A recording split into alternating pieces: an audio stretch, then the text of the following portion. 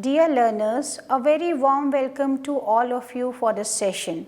Today we will be discussing about the role of stakeholders in the process of anti-human trafficking. So, we will be discussing about the medical professionals, the role of counselors, the role of corporates and the role of parents. So, we have here with us our colleague Dr. Anand Gupta. A very warm welcome to you, sir. Thank you.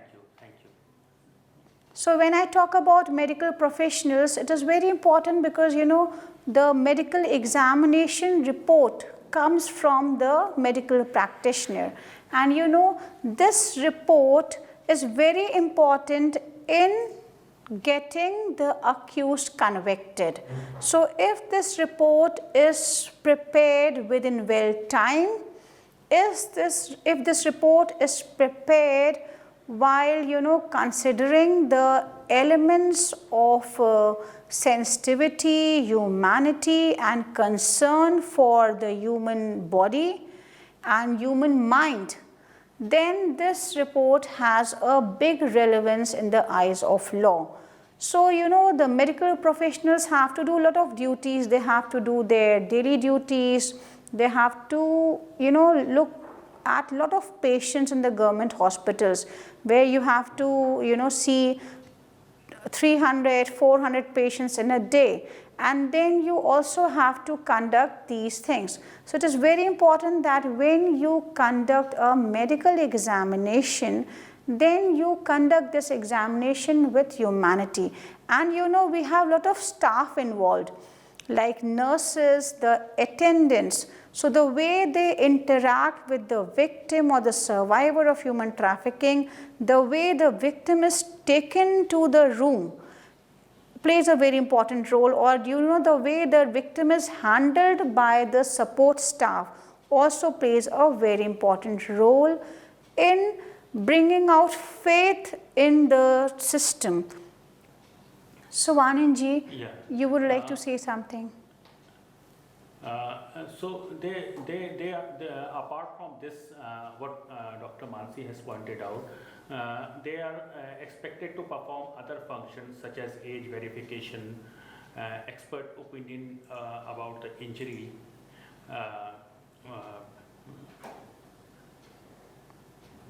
so they have a whole lot of role to play, and as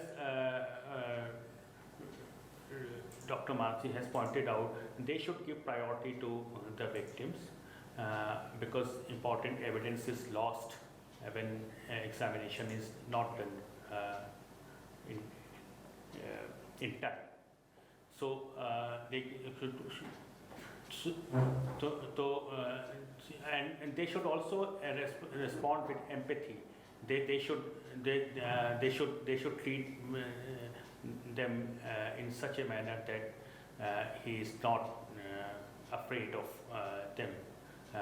I mean, the environment should not be intimidating, and as far as possible, lady medical officer should be engaged when a victim of human trafficking is examined. And if there is no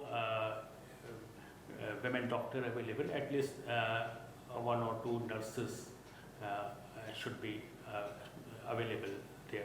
So it will kind of inspire confidence in the victim. Yes, and the way the doctor interacts, because the doctor is able to see the wound and understand. A lot of times it is not only one injury, as you just said. In cases where a person has been traumatized, abused every day, every second, then there are a lot of injuries, lot of transmitted diseases also. So proper medical examination is very important. Yeah. Now, with regard to forensic experts, forensic experts are What is forensic? Forensic is a kind of scientific evidence collected scientifically. So forensic experts should do the investigation properly and all the evidence should be examined properly. When they visit the place, they should keep all the material in safekeeping so that the important evidence is not lost. So forensic experts also play an important role especially in investigation of the crime of human trafficking. So now, as we know, now this is the age of scientific investigation. So now a new area of cyber forensics has also come when the crime is committed using technology. Then the because data may be destroyed by the offender. He may try to destroy the data, he may try to destroy the hard disk, etc. So to retrieve the data from electronic devices is the job of cyber forensic experts. So forensics also play a very important role in investigation of the crime. Yes, and as Dr. Anji just said that while even during the investigation, one has to be very considerate because the victim is traumatized, so maybe he is not ready to talk, he is not ready to go for the medical examination, even he is not ready to part away with his clothes, because clothes sometimes are pieces of evidences. Even in cases of rape, in cases of sexual offences, a lot of personal dignity issues are also involved. So you're not able to speak up before the expert because that person is a male, or maybe you do not trust that person. You think him as another person who has come to harm you. So how to build trust during investigation? So they have to be humane, they have to talk to these people, they cannot just scold them, shout on them, and they have lot of time constraints, but the interest of the victim says that they have to be patient, and while handling the evidences they have to be very cautious. And for this I have to say that they need proper training and updation.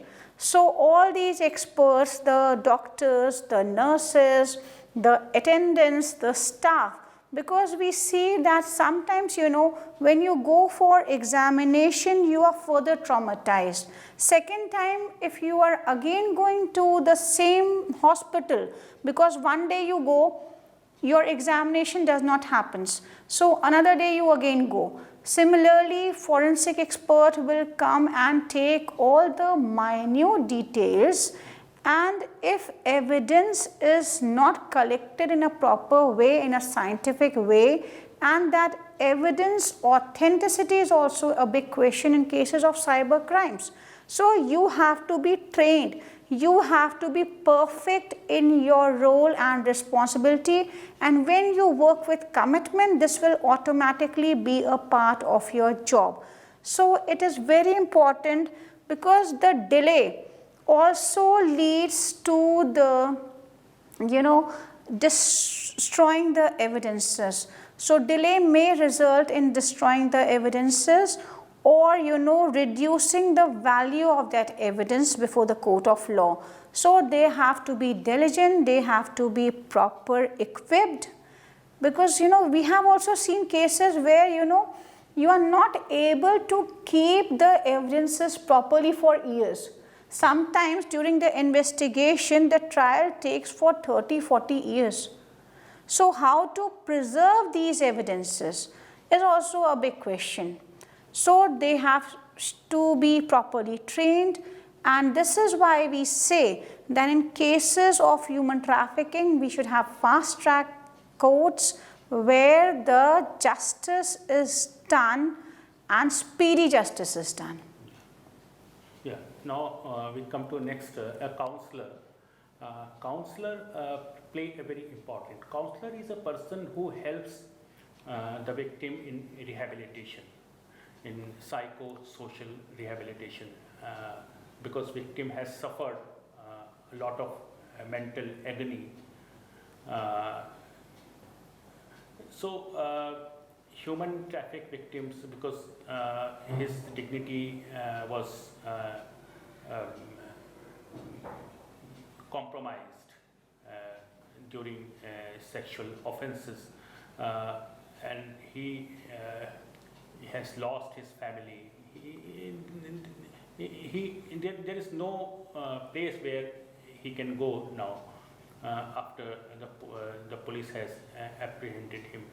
Police had captured him from the offender.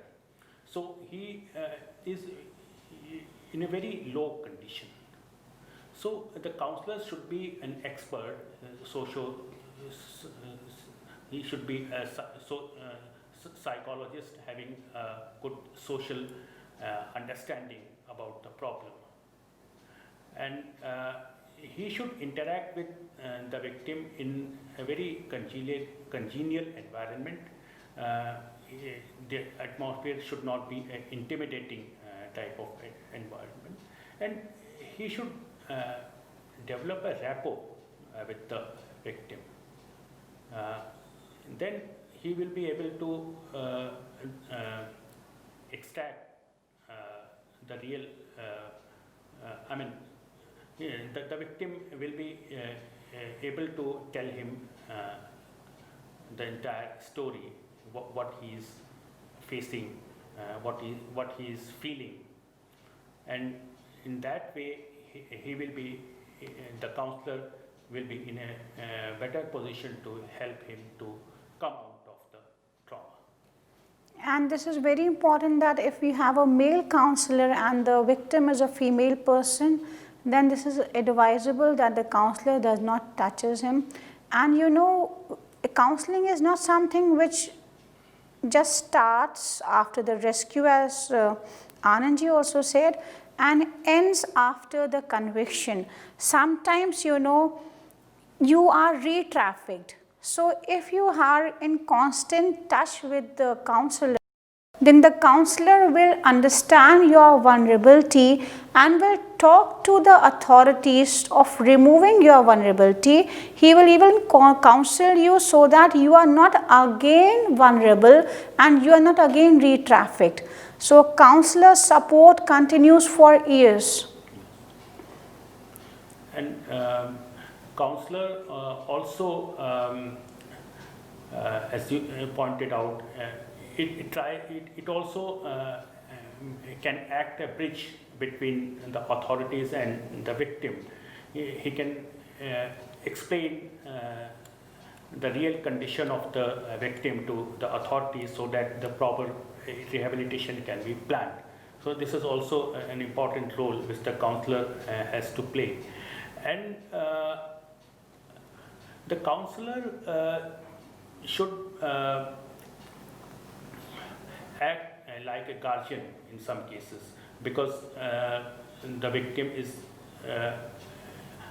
he is now in guardianless position. There is nobody on which he can repose confidence, because police officials and institutions where he has been kept, the people may not be well versed to deal with the emotional conditions of the victim. So he should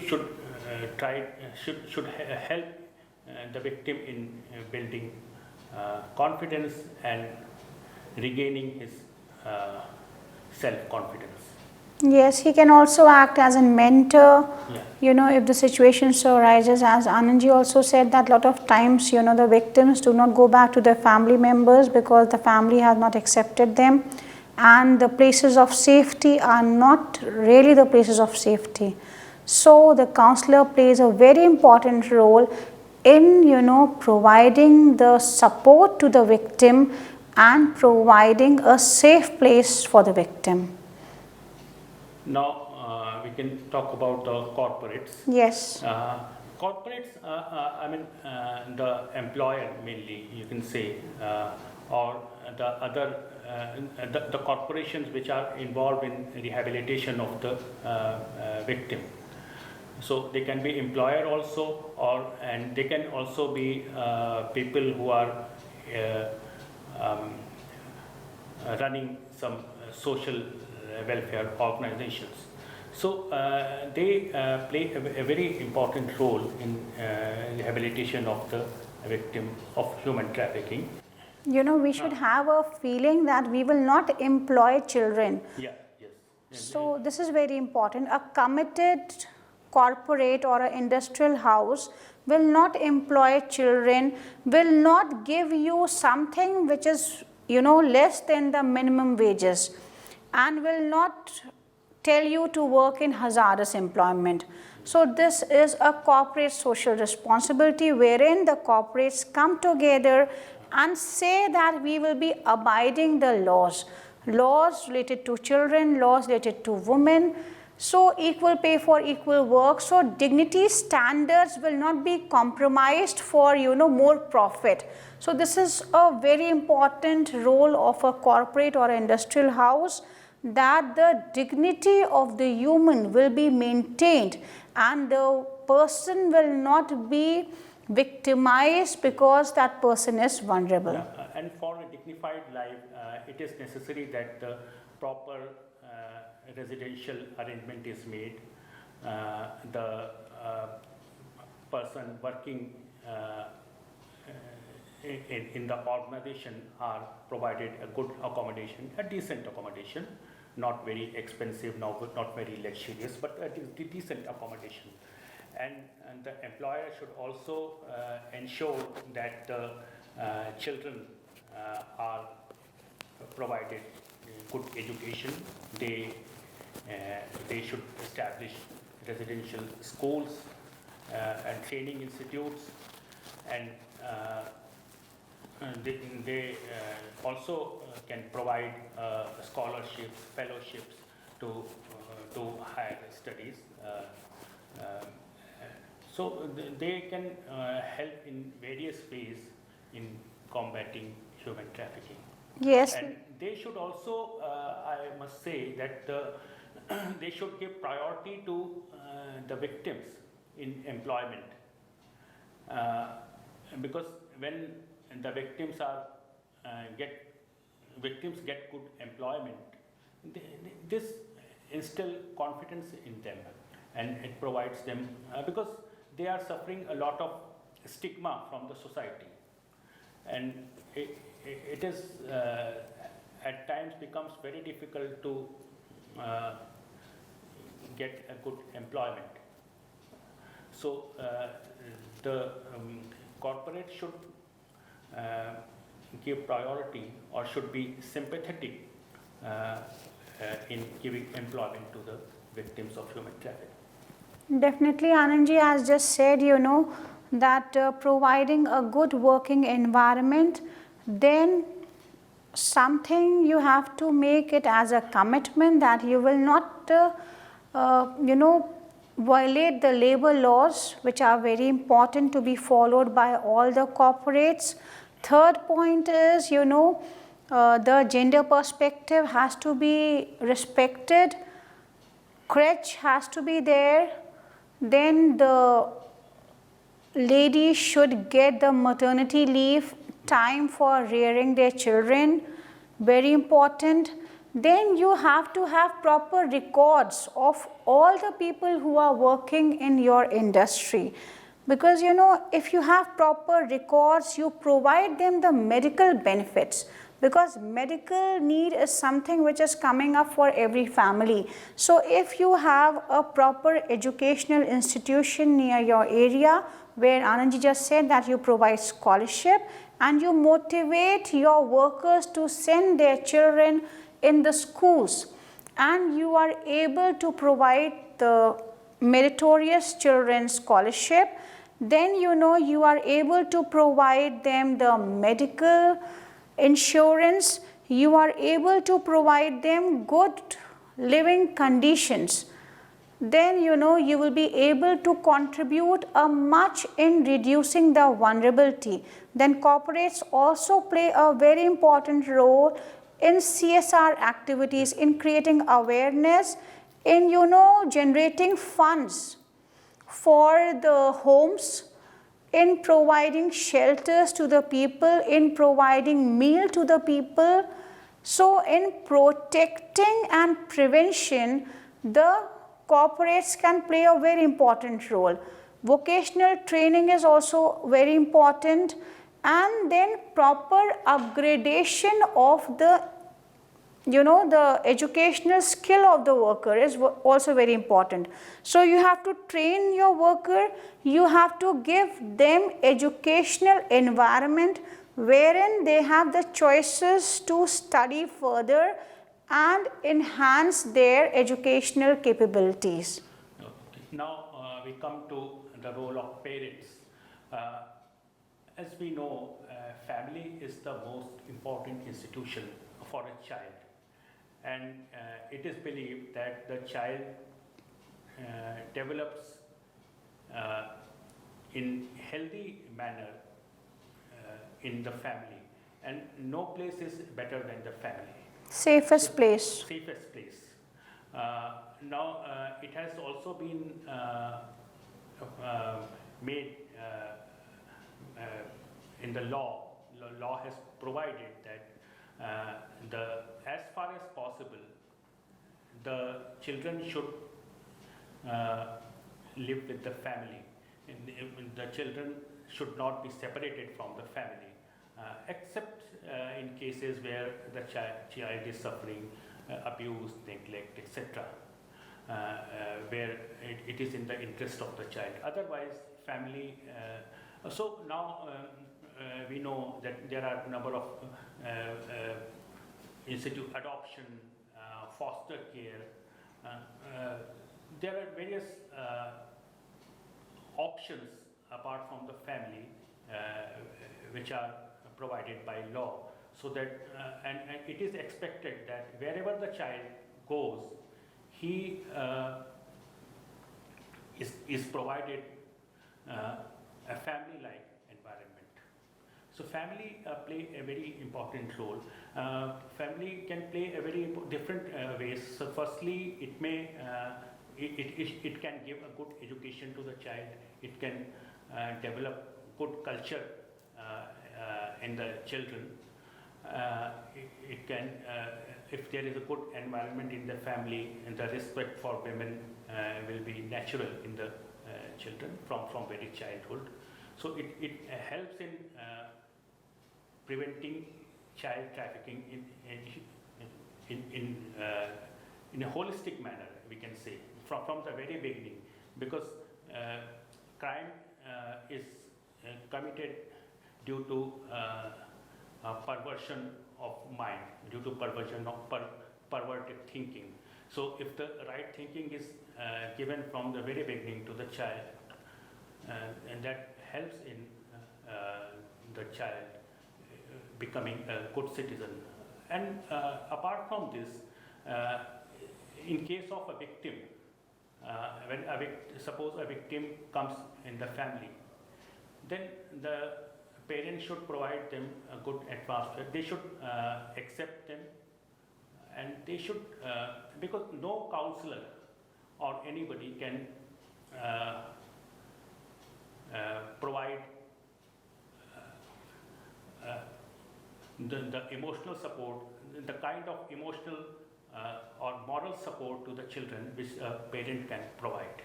So they should accept them, they should help in rehabilitating them, and this way the family can play a very important role. Yes, Anandji, I would like to say that as parents where children are using technology and they don't know how to use technology, even the nursery child is using technology. So do's and don'ts need to be taught to the children at this age, because if you are not aware, the What parent. we call an etiquette, huh? Yes, Etiquette. yes. So the parents have to talk to the children. talking and giving quality time is very important. Accepting your child as your child. The child knows that whatever the child will do, the parents are always there with that child. So that child will have a different mindset. If you do not accept your own family members, your own children, then we cannot have, reintegration. And as Anandji rightly said, that the support which a child can get from the family cannot be from any other place, not from friends, not from society. First support comes from the parents. If the parents do not accept the person, and if the family member does not accept that person, then the person will or may lead to re-trafficking. So parents play a very important role. Vigil is very important. You have to know what your child is doing. So you have to use the technology even in nuclear families where you do not see your child for the entire day. You can use technology and reduce the vulnerabilities, because the child is exposed to a lot of internet, the child is exposed to your helpers, the child is exposed to different friends or family friends or relatives. So the parents have to trust the child. There are a lot of cases where the children have reported abuse, child abuse, and the parents have scolded their own children and not spoken about that to that relative, or not reported to the police station. So any crime, as Anandji just said, should be immediately reported. Your reputation cannot be more than the interest of your child. So you have a vital responsibility, a greater responsibility towards your child, and holistic development of a child can only happen when you provide the child with quality time, and the child is not safe at home because the child is exposed to technology. So technological vulnerabilities have to be made in a simple sense, so that the child, at whatever level the child is able to understand the technological vulnerabilities. You pointed out a very important aspect, that is quality time. Quantity may not be, because working parents may not have much time to spend with the child, but whatever time they have, whatever time they spend with the children, there should be a proper dialogue between the child and the parent, and the parent should be their best friends. Whatever happens with the child, whatever the child is thinking, he should first tell it to his parent. So parent should develop a kind of confidence, a trust in the mind of the child, so that the child tells everything. Because now we have seen that when there is no time for children, the children may get, children may be influenced by the company of some people who may mislead them. Children are, it has been seen that children are subjected to drug abuse, they are subjected to drug addiction and other types of activities, because they need company, they need attention, they need care. So when they are not getting it from the family, they become vulnerable to scrupulous people who use them for their own purposes. Yes, and when you use social sites, then you have to be very vigilant, and if the child is having his own mobile, iPad or laptop, then the child needs to be properly trained of using. And online gaming should be properly checked, because on online gaming sites you have a lot of friends, you share every details about your family, about yourself, you post your pictures, so you are getting exposed to a greater world, and you do not know the kind of people whom you are interacting with. Sitting in any part of a village in India, you are interacting with people of different world.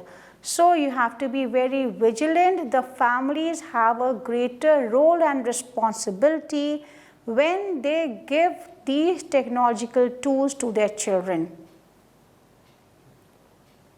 So we are just winding up this session. Thank you all for listening, and I hope that you have understood the role of parents as stakeholders, the role of counselors, the role of medical practitioners, and the role of corporates and industries. Thank you all. Thank you very much.